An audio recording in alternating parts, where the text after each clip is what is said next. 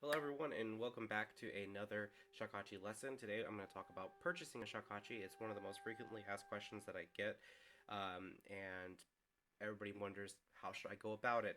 What should I be looking for? What should I be aware of? What should I be cautious of? And so on. So hopefully this will help you. I have a few recommendations on makers and places to go, especially if you're getting started and stuff like that. So let's just get right into it, and we'll get to the first question, which is your purpose and your price. So the purpose is, well, what do you want to get out of shakuhachi? So if you are looking to just play the instrument for fun versus you are a professional musician and you're looking to add it to your gambit of skills that you want to be able to market for yourself in the future, the price point is going to vary a lot. There are options for shakuhachis that you can get that are going to be playable for $150, and then all the way up to the most expensive instrument I've ever heard of being sold, which was $50,000. So quickly you have to decide what you're going to get out of it. My personal recommendation is that you start with one of those really cheap options, which we'll go into a little bit later. Or actually, we can go into them now. The cheaper options would be something like the Shakuhachi YUU, and so Shakuhachi YUU, you can get one secondhand from somebody else, where I've seen it go for $80 to $100, all the way. I think a new one is 175 or something like that. And then there's another option which I really like. It's not perfect, but it will do the job, and I think it actually is better than the YUU, which is John Cryptos has the Shakuhachi bells, which I believe he's selling them for 250 bucks. So you can get one of those. It might be 300. I'm not sure. I haven't purchased one, but I have students that have them, and they're very happy with them, especially at the beginning stages, going through like their first 36 37 pieces of music. That instrument worked very well for them, and then it was easy for them to upgrade into the next level. And then after that, you can get a beginner. So if, let's say you want something that is bamboo, so that's another thing I get. Like, what about, I want to have something that's not plastic, or that's I want the real thing, but I don't want to spend a lot of money on it. There are some makers that do make beginner flutes. So my personal maker, Yozan, he makes flutes that have no bindings in the middle here.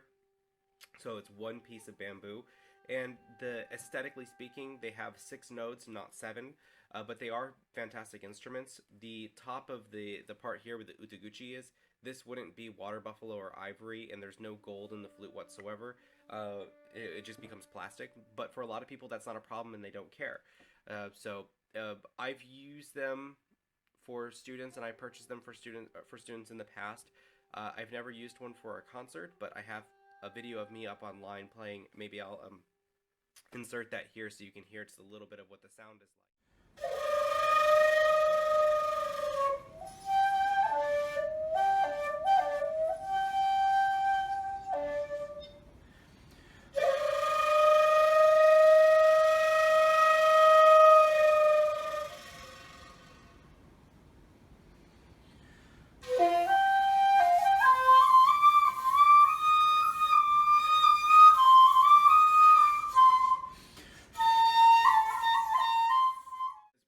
For the price of it, it has an incredible tone.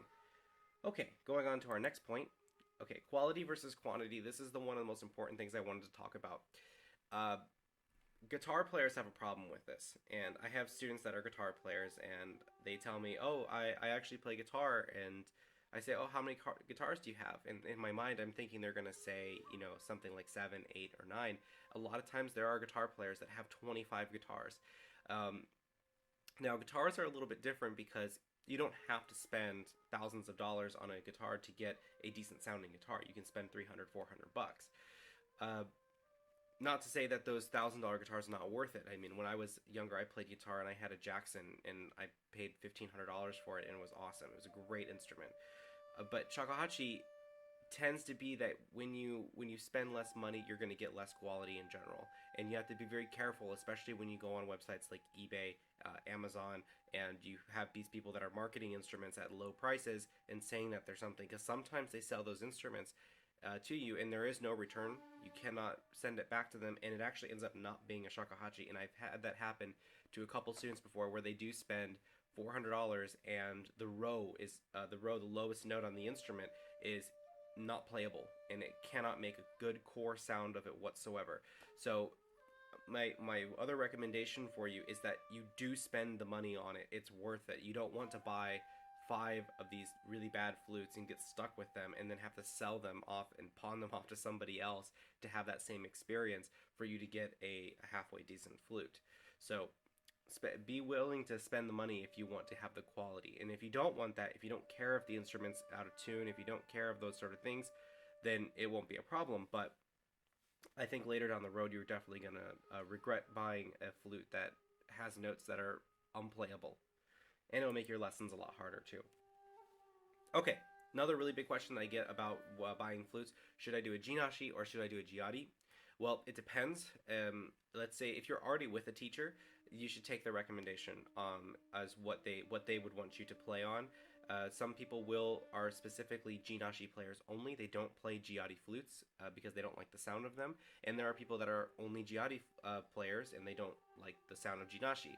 So I have both. I have both jiari flutes and jinashi flutes. The jinashi sounds are going to be a lot harsher, and it's going to be a lot more. It sounds a lot more like nature than it does the jiari flutes, which are going to sound much more powerful and much more direct. The pitch will be better on a jiari flute in general. So this is going to be a personal question for you. If you want to play a lot of traditional music, and specifically just traditional music, I'd recommend the jinashi. But if you do want to have that power and the control of the pitch, then I would pick the jiari definitely over the jinashi. But that's going to be a question that you should do some research. You're going to want to play both of them and have the chance to do that if you can play, or you're going to want to listen to a lot of recordings of jinashi flutes and jinashi players, and then you're going to want to listen to a lot of jiari players and a lot of jiari flutes, and then that way you can make that decision relatively quickly of which sound that you prefer. And there is no right or wrong answer. One flute is not better than the other, and in reality, a really big handful of professionals actually play both of them. Okay.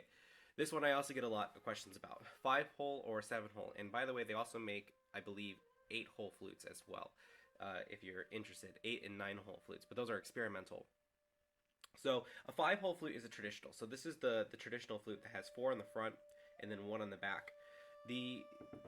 When you add more holes to a flute, it is going to make it easier to play. So if you're going to play a lot of contemporary music, 7-hole flute is fine. Even though I play most of the music I perform and upload to YouTube is actually contemporary pieces that I've commissioned, I still use a 5-hole flute. And the reason for that is because I like the sound of the meri notes and the kari notes. I like the difference that when I play an E flat is always going to be a softer note unless I use an alternate fingering. That is what gives it that shakuhachi flair to it. So when I'm playing a contemporary piece, I don't want people to hear it and say, this is a weird sounding flute. And I don't want that. I want them to go, this is a shakuhachi being played, not a 7-hole shakuhachi, but 5-hole shakuhachi. So for you, it depends on what you want. You also would have to find a person who does play 7-hole flute. I know most of the shakuhachi players that I know in America and in Europe do play 7-hole flutes. I personally don't, as for the reasons I just told you, but you will have to keep that in mind. And actually, one of the students I have does have a 7-hole flute, and for his lessons, he actually just tapes those 2 holes closed, which you can do as well. So that way you have both a 5-hole and a 7-hole if you tape them. And with that, it makes it the 7-hole flutes does make it a little bit more difficult to play the traditional music because you're going to lose a lot of those sounds that you normally would have. But if you tape it closed, then you have no problem there. So that is an option as well. Okay, continue on the thickness. So there are a variety of thicknesses for the flute here. So this is a size 8 thickness. So this is one of the largest sizes. The next size up would be a 10. And the flutes like the taimu flutes, they're even bigger and like they're ginormous in size. So if you want to play one of those, you'd also have to find a teacher that would be able to help you with the playing technique of that, because it is very different than shakuhachi. So with the size, they go all the way down to about a 4 size. So that'd be half of the thickness here. And so if you're 6'5" and have done martial arts for many years, size 4 is probably not going to be a very good fit. You're going to want something that is bigger, thicker, because you're going to have a bigger breath. If you are small and live a relatively sedentary life, a smaller size is going to be better for you because your breath is not going to be as trained and powerful. If you were previously a Western classical musician playing on Western instruments, you're probably going to want a thicker instrument because it takes more air and you're going to get more sound. The thickness of the flute, the thicker the flute is, it's going to be deeper in general. It's going to be louder, and you're going to have. It depends because there is a point where they get big enough where you actually have less flexibility on it. So you have to just find that perfect size that works for you. So for me, this size 8 is fantastic. As I've trained my lungs, I have a fairly strong breath. But size 9 is just a little bit too big, and it doesn't. I don't get the same flexibility or the same tone color that I want. I actually lose a lot that I get rather in the 8 flute.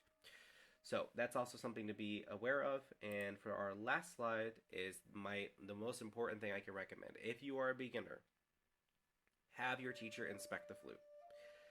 If your teacher is the one selling the flute, then they should be, giving you something that is of quality. And so when I first started playing, I started on the Shakuhachi YUU, and after I wanted to upgrade, I had my teacher get me something. And the flutes that I got after that, I actually worked with a maker one-on-one to create flutes that fit me the best. So all of my flutes are custom made.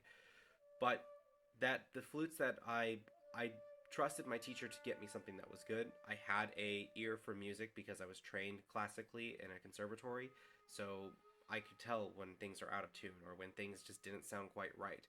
But you need to have somebody who is trained to go through those flutes. And there are a lot of times what you can do is if you have somebody that lives nearby you that is a shakuhachi master, you can bring that flute to them and say, "Hey, can you inspect this flute for me?" And they usually have a charge for that. So if you bring that flute to them, they play on it a little bit and they say, "Okay, the flute is very good. It has about this price range. It's made by this person, and so it's going to be you're looking about this sort of amount of money depending on what that person is asking." And then that will give you a better idea of whether or not you should purchase this flute. Okay, so that ends it for today with how to buy a shakuhachi. If you have any questions for me in addition to that, just leave a comment in the description, or sorry, a comment below the description. And yeah, make sure to like, subscribe, and there's a new lesson tutorial video every single Wednesday.